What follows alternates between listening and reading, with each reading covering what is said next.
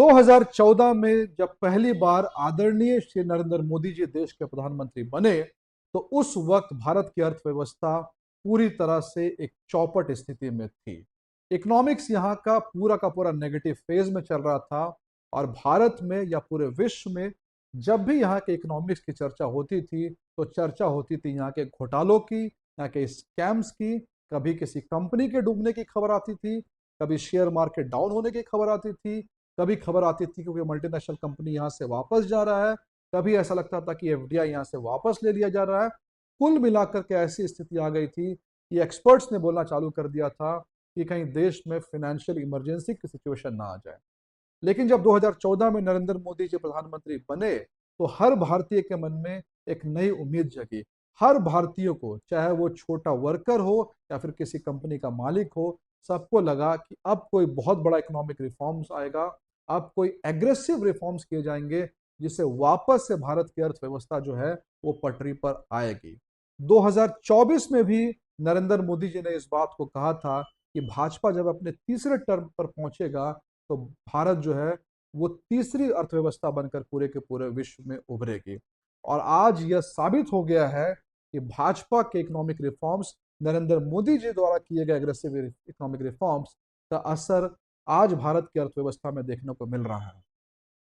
International monetary fund IMF की report ये कहती है कि भारत अब पूरे के पूरे विश्व में चौथी अर्थव्यवस्था बन चुका है, and India has officially surpassed Japan to become fourth largest economy of the world.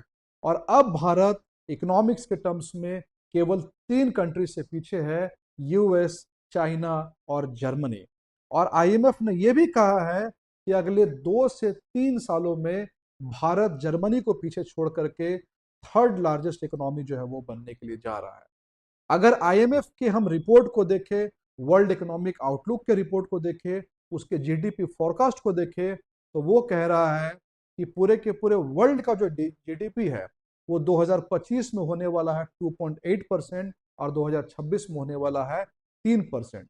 लेकिन अगर भारत की बात करें, तो भारत का जीडीपी आईएमएफ के अकॉर्डिंग 2025 में 6.2% और 2026 में 6.3% होने जा रहा है। यानी कि इंडिया जो है 2025 और 2026 में भी वर्ल्ड की फास्टेस्ट ग्रोइंग इकोनॉमी है, और इंडिया का जीडीपी वर्ल्ड के जीडीपी से काफी गुना ज्यादा है।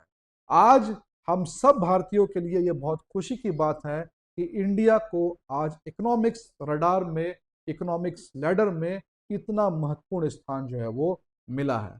दोस्तों, ये रातों रात संभव नहीं हुआ है।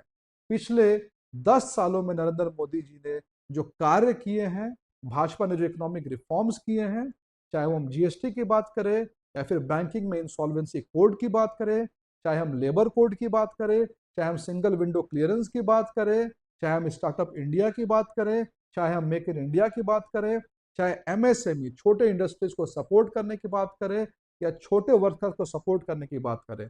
क्योंकि इकोनॉमिक्स जो है वो किसी एक कंपनी या किसी एक राज्य से नहीं बनता है। इकोनॉमिक्स में छोटे से छोटा वर्कर जो है, एक रिक्शा चलाने वाले से लेकर के एक कंपनी चलाने वाले तक का रोल होता है।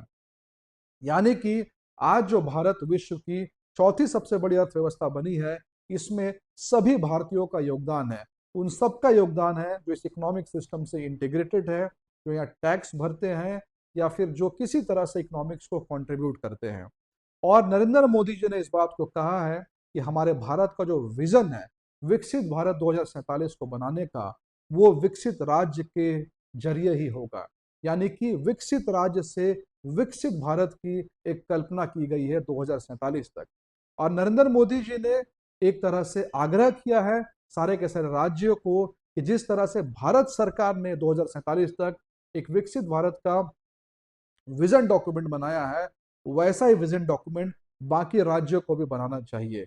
जैसे कि आंध्र प्रदेश ने स्वर्ण आंध्रा बाई 2047 का एक बनाया है, महाराष्ट्र सरकार ने भी ऐसी पहल की है, और झारखंड में अभी तक ऐसी पहल जो है वो देखने को नहीं मिली है। तो हम झारखंड सरकार से भी आग्रह करेंगे कि जल्द से जल्द विकसित झारखंड का एक कॉन्सेप्ट लेकर के आए, जो कि विकसित भारत के सपनों से मेल खाता है, विकसित भारत के सपने को सपोर्ट करता है।